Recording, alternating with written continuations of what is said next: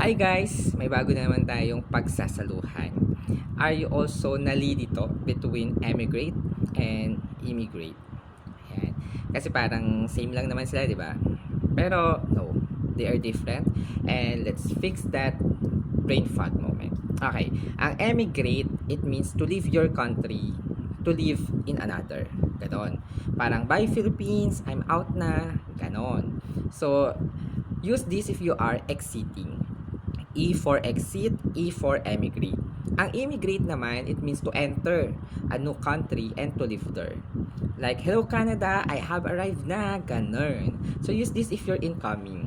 I for in, I for emigrate. Ayan. Emigrate means, parang ganito, Tito Boy emigrate to Australia because he wants to live his best kangaroo life. Like, go off Tito, ganyan. Ang immigrate naman, example is, Ate Girl immigrated to the US because she found love in Tinder. And now she's living the American dream with Kuya Jake. Oh, may Kuya Jake, no? Ayan. So, ang tip natin is, ganito. Emigrate, exit. Immigrate, in. Parang, it's like you're either saying, bye Pilipinas, okay naman, hello, bagong bansa, ganyan.